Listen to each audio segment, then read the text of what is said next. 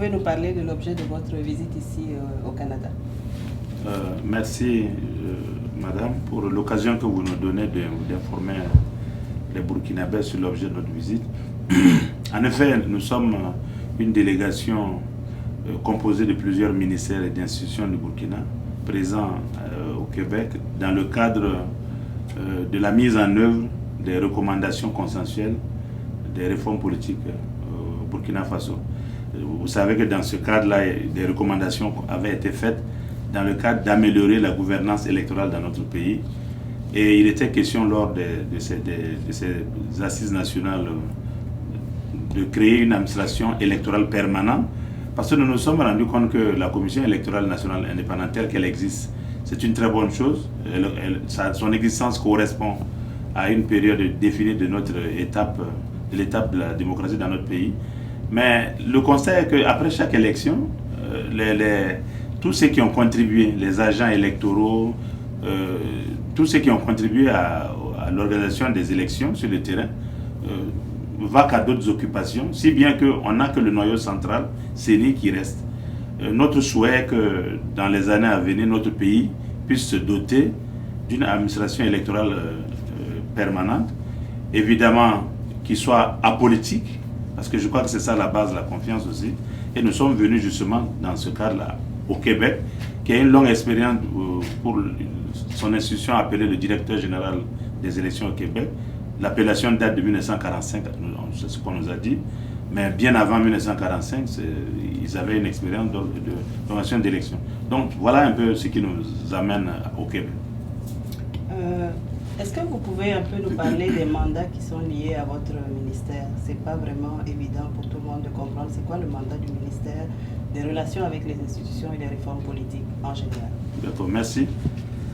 Alors, comme l'intitulé du ministère est assez clair, le ministère chargé des relations avec les institutions et des réformes politiques, je dois dire que selon notre organigramme et selon notre lettre de mission que nous avons reçue, les missions sont assez claires. Les relations, elles le sont avec toutes les institutions qui jouent un certain rôle dans notre pays. Bon, c'est pas toutes les institutions existantes. Je sais qu'il y a certaines institutions qui ne figurent pas dans nos attributions.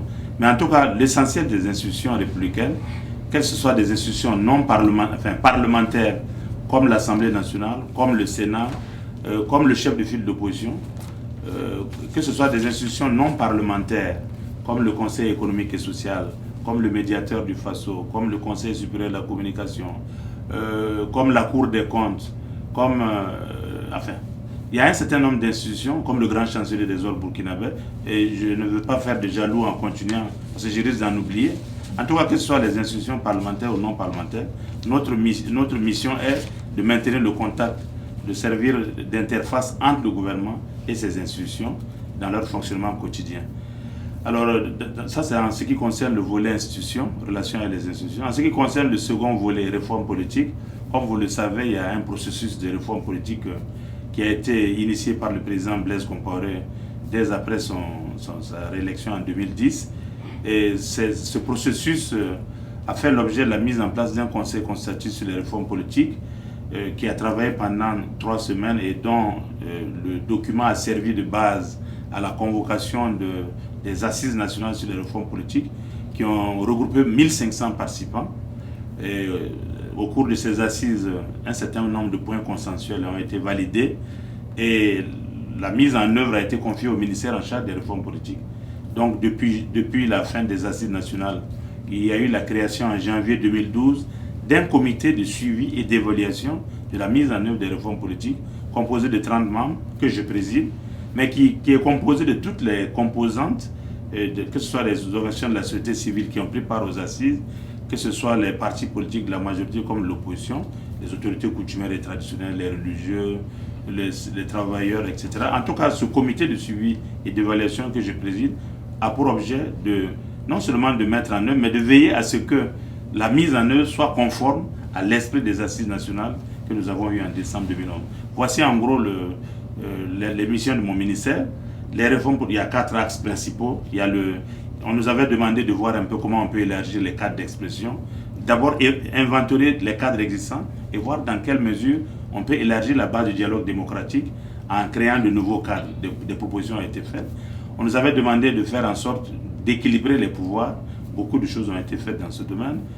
Nous avons, au niveau du pouvoir judiciaire, élargi la participation des professionnels du droit, que sont les magistrats, à travers la vice-présidence du Conseil supérieur de la magistrature qui est confiée au président de la Cour de cassation. Ça, c'est une nouveauté. Et nous avons également, dans un quatrième axe que nous avons appelé politique sectorielle, fait des recommandations. Quand je dis nous, c'est les assises nationales, c'est ceux qui ont participé, ce qui a été arrêté de façon consensuelle. Donc les politiques sectorielles intéressent tous les départements ministériels et nous avons au niveau du ministère des points focaux dans chaque ministère et de temps en temps nous faisons des évaluations pour voir depuis la tenue des assises nationales sur les réformes politiques, les points consensuels qui ont été arrêtés, dans quelle mesure ces points consensuels-là sont mis en œuvre. Et ça fait des ateliers que nous menons et que nous sommes en train en tout cas de faire le point depuis janvier 2012. Merci de me permettre de définir un peu ces activités de mon ministère qui ne sont pas connues du grand public et qui font que très souvent il y a des mauvaises appréciations des missions du ministère liées justement au manque de connaissances des missions réelles qui nous sont dévolues à travers la lettre de mission de son Excellence Monsieur le Premier ministre. Maintenant, nous allons profiter de votre présence pour parler un peu d'actualité.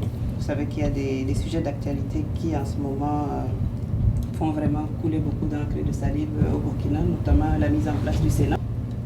L'opposition, la société civile, tout le monde voit cette mise en place comme, politiquement en tout cas, comme une façon de sauter le verrou de l'article 37 de la Constitution pour permettre au président de se représenter ou éventuellement, en tout cas, d'avoir une mainmise sur les lois et tout ce qui vient avec. Alors, véritablement, qu'est-ce qui se cache derrière la mise en place de ce Sénat? Je vous remercie de l'occasion. Ce sont des préoccupations qui sont revenues, même au moment de l'examen de la loi par les députés à l'Assemblée nationale. Ces questions nous sont revenues. Mais nous avons toujours expliqué qu'on n'a pas besoin de créer un Sénat pour modifier un article de la Constitution dont la modification est possible par les dispositions constitutionnelles. On n'a pas besoin de créer un Sénat pour cela. Si c'était ça vraiment l'objectif de la création du Sénat, je pense qu'on aurait raté notre travail dans le cadre des réformes politiques. Peut-être une façon de faire passer la pilule de façon moins amère. Bon, franchement, comme ce que vous dites, c'est sur la base de suppositions, sur la base de suspicions. Bon, je suis très mal placé pour répondre à cela. Je ne suis ni magicien ni charlatan. Et comme c'est sur la base de suppositions et de supputations, je ne peux pas répondre à votre question. Mais j'ai dit que le Sénat n'a pas été créé. Et ça, je peux le dire parce que j'ai assisté aux débats qui ont donné lieu à la création du Sénat. Et débats qui étaient consensuels. Nous n'avons pas créé, ceux qui ont participé n'ont pas créé le Sénat pour la modification de l'article 37. Et je le répète. Parce que dans la constitution du Burkina Faso, l'article 37 ne fait pas partie des dispositions non révisables. Et si le pouvoir devait le faire, ce n'est pas en passant par le Sénat. Donc je tiens à le préciser et à rassurer tous ceux qui le pensent que c'est un procès d'intention. Et comme tout procès d'intention, on ne peut pas répondre à ça. Le principal reproche aussi qui est fait, c'est que c'est ce Sénat que les gens pensent budgétivore. Toutefois, il reste que le Burkina est dans un contexte quand même de vie chère, de crise sociale qui n'est pas complètement résorbée. Et qu'est-ce qui rend si urgent et nécessaire la mise en place de cette deuxième chambre, qui fait qu'on ne peut pas continuer à élargir le consensus pour que tout le monde adhère? Alors, le débat qui a lieu aujourd'hui, il est intéressant, mais il se passe à un moment où la révision constitutionnelle a déjà eu lieu en juin 2012, qui crée le Sénat. J'ai l'impression que beaucoup d'acteurs politiques pensaient que c'est maintenant que le Sénat est créé. Or, ce n'est pas le cas. Le Sénat est une disposition constitutionnelle de juin 2012 dans notre Constitution qui dit que le Parlement est désormais bicaméral.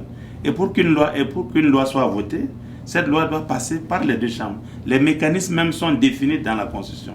Alors, ne pas mettre en place le Sénat, mais ouvre la porte à des décisions que je dirais, dès l'instant où il y a la loi portant organisation, composition et fonctionnement du Parlement qui a été adopté cette année, ne pas mettre le Sénat en place, c'est aller vers une impasse, aller vers un cul-de-sac qui remet en cause les fondements même des dispositions constitutionnelles.